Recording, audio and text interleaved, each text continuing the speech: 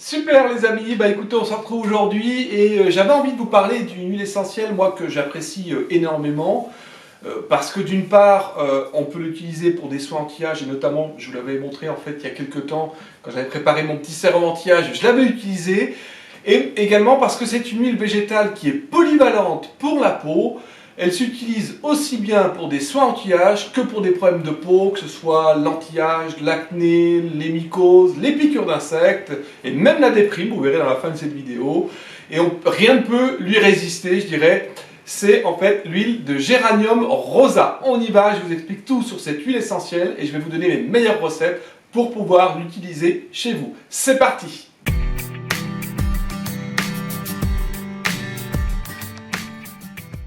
Alors cette huile de géranium rosa, elle est extraite par la distillation à la vapeur d'eau d'une plante qu'on appelle d'ailleurs le géranium rosa, encore appelé Pelargonium gravoleens, que l'on trouve dans des pays comme le Maroc, Madagascar, La Réunion. On en trouve également en Russie, en Chine et en Égypte, je crois. Extraite à la vapeur d'eau, et c'est ça qui est intéressant parce qu'elle va garder une odeur très agréable d'odeur de rose, et c'est pour ça que moi souvent d'ailleurs je l'intègre dans mes soins anti-âge. Alors on va regarder dans la partie suivante quelles sont ses caractéristiques et pourquoi elle est vraiment intéressante à utiliser pour la peau, et ensuite on regardera quelles sont mes meilleures recettes avec cette huile essentielle. Alors c'est vrai que l'huile végétale, j'allais dire non, l'huile essentielle de géranium rosa est vraiment polyvalente pour la peau. D'une part parce qu'elle a des propriétés anti-inflammatoires et antispasmodiques, donc très intéressant, elle est donc très bénéfique sur les inflammations de la peau. Également on l'utilise pour des soins cosmétiques, pourquoi? Parce qu'elle convient à presque tous les types de peau, bien mieux en tout cas si vous avez une peau mature, et elle va également parfumer agréablement toutes vos préparations. Elle est également astringente et va permettre d'équilibrer le sébum, donc c'est pour ça qu'on l'utilise beaucoup pour l'acné, pour les peaux grasses, mais elle peut aussi utiliser pour les peaux sèches, pour les peaux ridées, et elle permet de resserrer les tissus de la peau, les tissus cutanés. Moi je vous conseille quand même avec cette huile essentielle que j'ai ici de faire un test contre les allergies, parce que c'est une huile essentielle on dit qu'elle est allergène. Donc le test c'est très simple, vous mettez une goutte ici sur le pli du coude, comme je viens de faire immédiatement.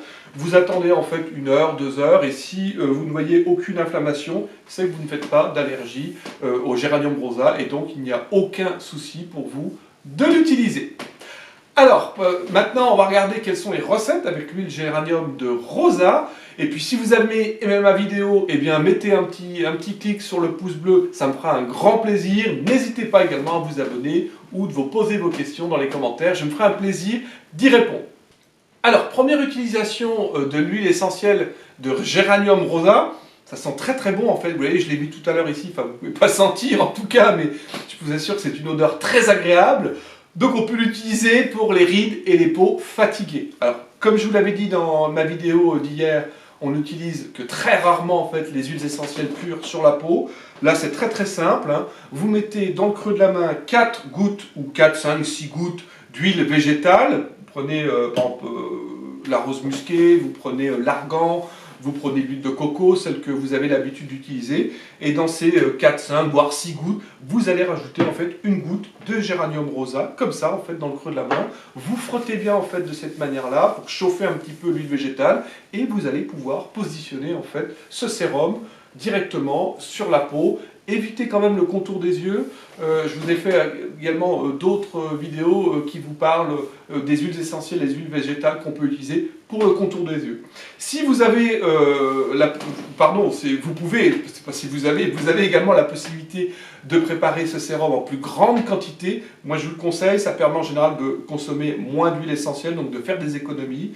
Et bien vous prenez toujours votre huile végétale, que vous allez rajouter dans un petit flacon comme celui-là de verre teinté. Vous allez mettre 30 ml d'huile végétale, celle que vous utilisez d'habitude. Vous pouvez mettre 10 à 15 gouttes de géranium rosa dans ce petit flacon de 30 ml, et vous allez utiliser en fait ce sérum 2 fois par jour pendant 3 semaines, oui c'est ça en fait, et faites une interruption, c'est ce qui est recommandé en tout cas pour l'huile de géranium rosa. 3 semaines, j'arrête 1 semaine, je reprends 3 semaines.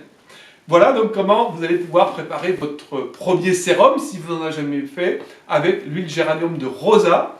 Également, je vous expliquerai, j'en reparlerai de l'huile géranium de rosa vendredi, où je vous expliquerai comment vous pouvez préparer vraiment une crème hydratante, une crème de jour et une crème de nuit avec l'huile essentielle de géranium rosa. On verra ça vendredi. Alors juste avant de voir les problèmes de peau, ça me fait penser au fait que cette huile essentielle peut également s'utiliser comme déodorant, vu qu'elle a une odeur vraiment super agréable, je peux vous le dire. Hein. On va l'utiliser sous chaque aisselle, puis vous diluer dans une noisette de crème hydratante, ou vous la diluez dans un peu d'huile végétale. Elle peut remplacer le déodorant. C'est pas la meilleure. Dans ce cas-là, c'est en fait, attendez, oui, l'huile de Palmarosa, voilà, de Palmarosa qui est vraiment utilisée en cas de transpiration excessive et qui est je dirais, la meilleure dans ce domaine de déodorant et d'anti-transpirant. Également, cette huile de géranium rosa, vous allez pouvoir l'utiliser contre les piqûres de moustiques. Très très facile à utiliser, vous avez besoin en fait de 2 gouttes de cette huile essentielle, diluée dans la même quantité d'huile végétale, c'est-à-dire 2 gouttes d'huile essentielle, 2 gouttes d'huile végétale. Et ce qui est intéressant également, c'est que l'huile de géranium rosa est un très très bon répulsif également contre les insectes. Donc n'hésitez pas également à la diffuser, puisqu'elle peut tout à fait se diffuser quand vous êtes en vacances ou quand vous êtes dans des endroits infestés de moustiques. Elle va permettre une bonne répulsion des petits insectes. Alors continuons justement avec ces recettes avec le géranium rosa. Je vous ai parlé tout à l'heure qu'elle était antifongique, antimycosique, donc elle peut tout à fait s'utiliser contre les mycoses, avec une recette très très simple, mycose des pieds et des ongles par exemple. Hein.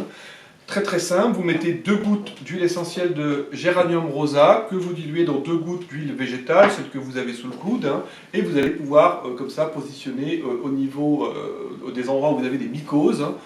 Moi, je vous conseillerais de compléter cette petite formule avec l'arbre à thé aussi, qui est excellente en cas de mycose, hein, avec la recette suivante, 2 gouttes d'arbre à thé, 2 gouttes de géranium rosa, que vous diluez donc dans 4 à 5 gouttes d'huile végétale, et vous allez utiliser ce mélange 3 fois par jour. Voilà pour les mycoses.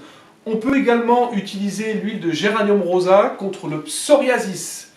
C'est vrai qu'elle est efficace contre toutes les dermatoses, et voici la recette contre donc, le psoriasis. Pour le psoriasis, c'est un petit peu la même formule que pour les mycoses, sauf qu'on va diluer 2 fois plus l'huile de géranium rosa, à savoir 1 goutte d'huile essentielle de géranium rosa dans 4 gouttes d'huile végétale. Vous pouvez prendre l'amande douce, vous pouvez prendre l'argan, ce que vous avez sous la main, et vous allez pouvoir traiter les zones affectées 2 fois par jour jusqu'à amélioration. Voilà pour la peau. Après, vous pouvez également utiliser le géranium rosa, comme je vous ai dit, il a une odeur très très agréable. Pourquoi pas l'utiliser en diffusion à la maison, c'est très très agréable. Hein. Et en même temps, je vous l'avais dit tout à l'heure, ça permet d'éloigner les moustiques. Vous diffusez 5 à 6 gouttes, selon le diffuseur que vous utilisez. Mais on peut aussi utiliser le géranium rosa contre les problèmes d'anxiété, d'idées noires, de stress, de dépression. Là, il vous suffit simplement de déboucher le flacon et vous respirez en fait cette odeur agréable de rose. Hein. Vous restez comme ça tranquillement, vous respirez tranquillement ce parfum et vous allez voir que vous allez vous détendre très très rapidement. Voilà, j'espère que vous avez pu prendre quelques notes sur ces recettes excellentes avec le géranium rosa. Peut-être que vous-même vous l'utilisez d'une manière différente. N'hésitez pas à me le mettre en commentaire pour faire participer tout le monde. Hein. Je vous ai donné les recettes principales avec le géranium rosa. Abonnez-vous à ma chaîne également, recevez les prochaines notifications pour mes prochaines vidéos. Donc demain, comme je vous l'avais dit, formation, enfin plutôt vidéo sur comment préparer votre crème de jour, crème de nuit avec les huiles essentielles. Vous allez voir, vous ferez de très très belles économies en préparant vous-même vos crèmes de jour, vos crèmes de nuit avec les huiles essentielles qui sont prodigieuses en tout cas pour les soins anti-âge. A très bientôt, je vous souhaite une bonne après-midi, une bonne matinée et on se retrouve très très bientôt sur ma prochaine vidéo. Au revoir!